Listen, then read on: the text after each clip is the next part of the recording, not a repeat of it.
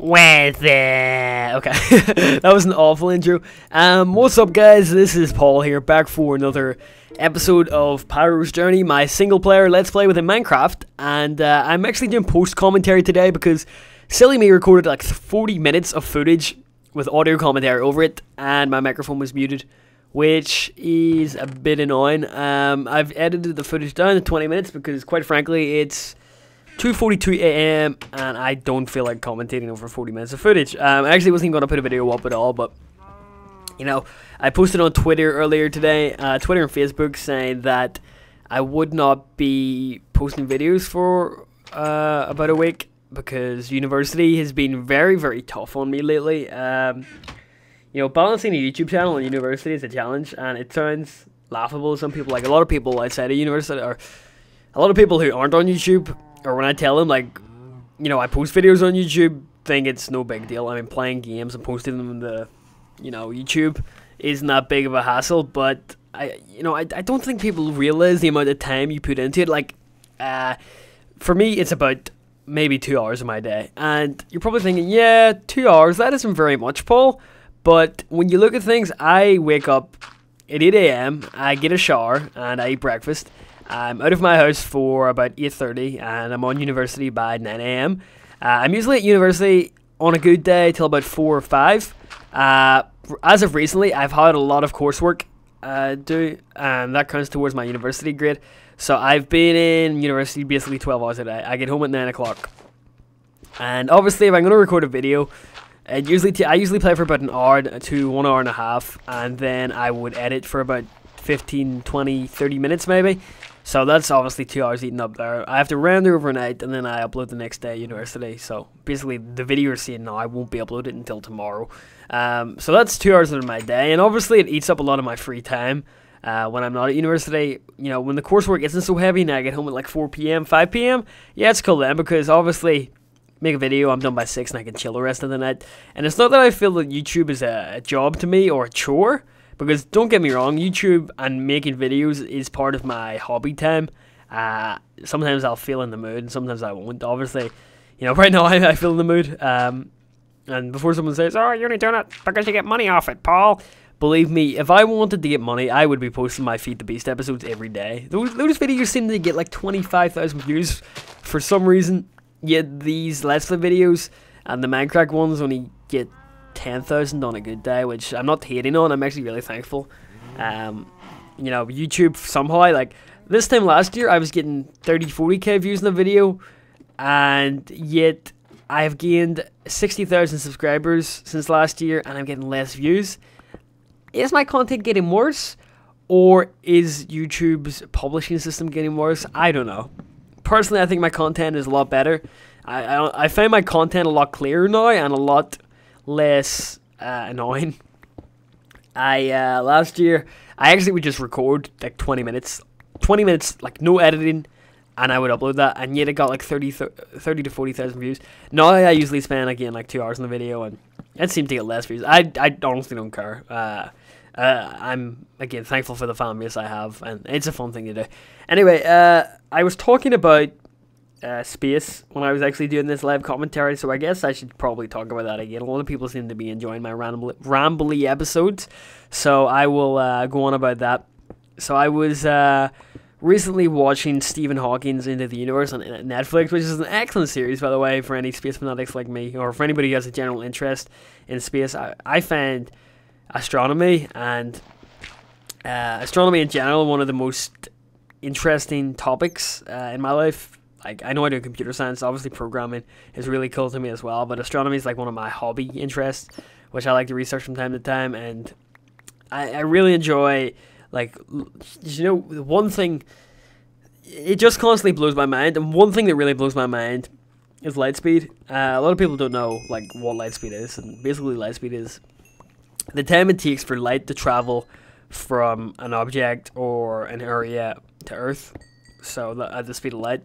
So currently the most furthest man-made object ever made is the Voyager 1 probe that was launched in the 1970s by NASA, and that's currently just exiting our solar system right now, and that is around 17 light hours away. Light hours away.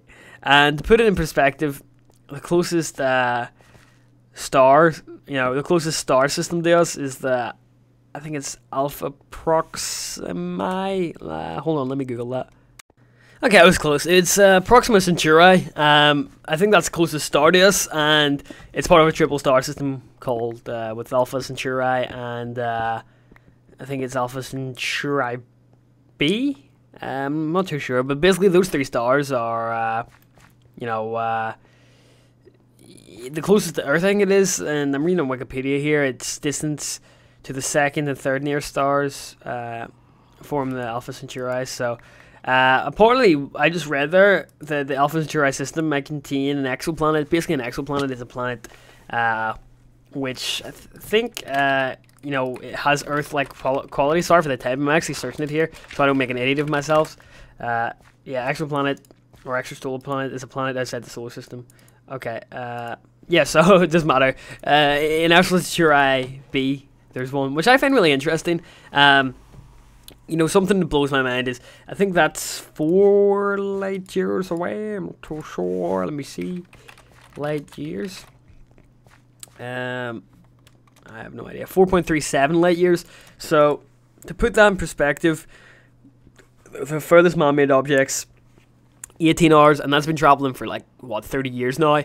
And if we wanted to go to the Alpha Centauri with I said this before, if we wanted to go with the current technology we have, it would take us 19,000 years, or maximizing our technology, the fastest 10,000. And I just find it so fascinating that light speed is looking into the past. So if you look so far, you're actually seeing the light from the past. And someone said to me a while ago that if there is a alien civilization 70 million light years away, and 70 light years away, sorry.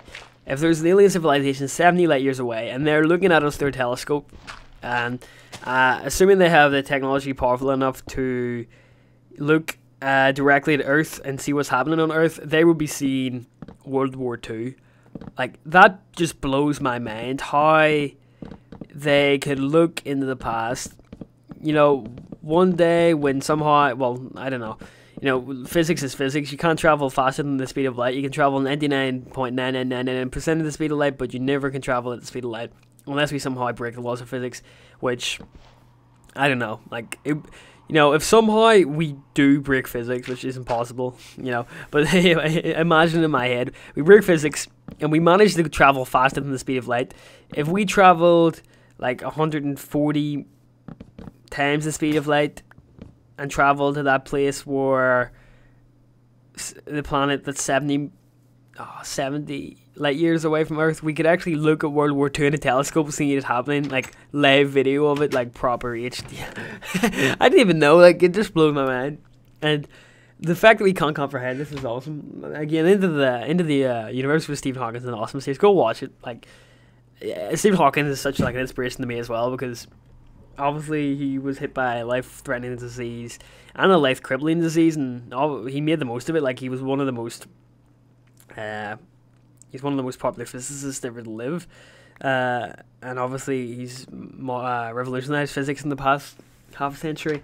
What else was I talking about? I was talking about in the episode two books I bought. I wanted to get back into the habit of reading books again.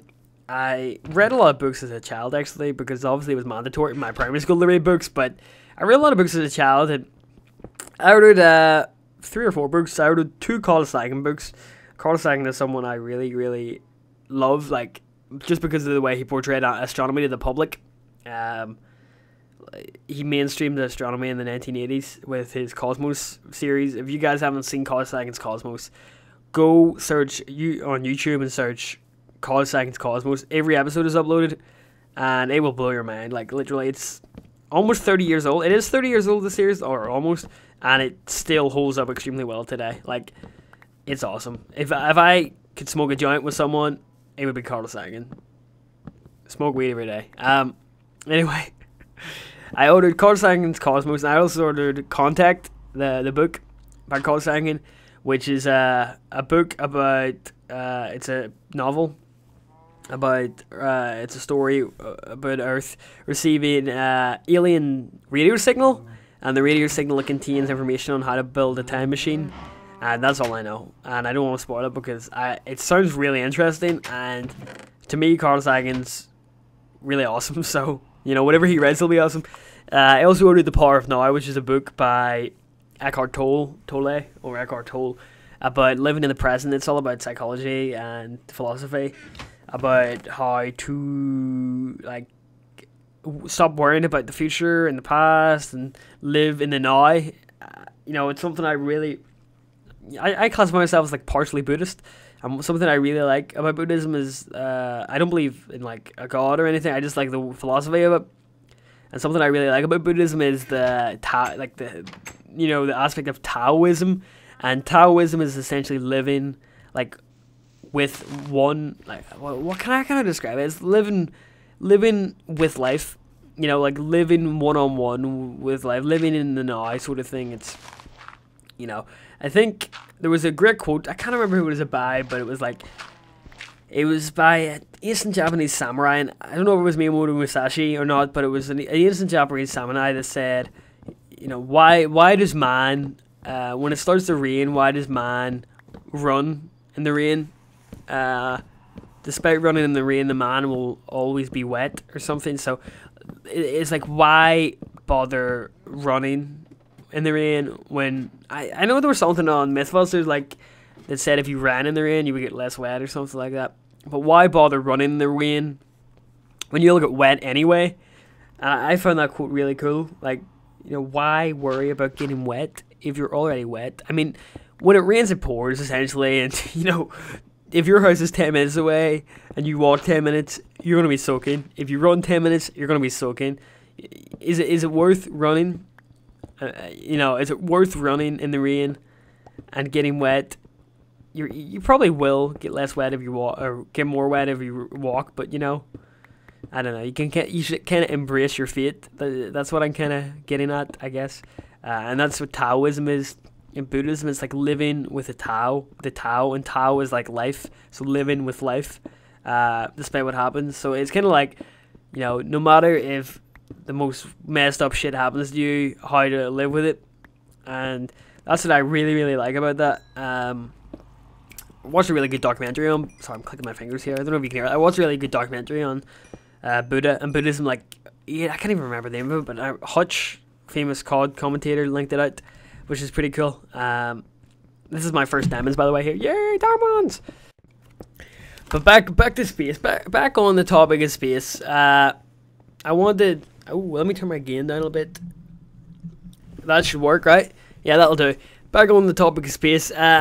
One thing that is awesome to me is how telescopes can see so far into the past. I think the earliest galaxy that we have seen through, I think it was Kepler or Hubble. I can't remember what telescope found it, but the oldest galaxy we have seen is 3.3 billion years old. And just for a bit of retrospect, the Earth is 4.54 billion years old, if I can recall that from memory. The universe is 13.7 billion years old. The oldest galaxy we know of is 13.3 billion years old. So, essentially, there is a gap there of 0.4 billion years where we have absolutely no clue what happened in the universe. If galaxy was even formed then, or if it was just blankness. We have no clue. And there's a telescope being made now called the James Webb, which is getting sent up to space next year, I think. It's actually really cool the way they send it up. They're sending it up like a piece of origami. It's kind of folding up, and then when it gets out there, it starts to fold out itself. I just found that really cool. And apparently it's going to help us see even more into the past. It's awesome. But I apologize for the short video. I cut it down from 40 minutes to can't remember. What was it? 40 minutes to 15 minutes, I guess. I would commentate it all, but I just don't have the time due to university. I mean, I wasn't going to post a video this entire week, but I just felt the need to get on record, and it just hits me sometimes. I need to record. So that would be me for now, dudes. I will see you guys later, and hopefully I'll have a very nice day again.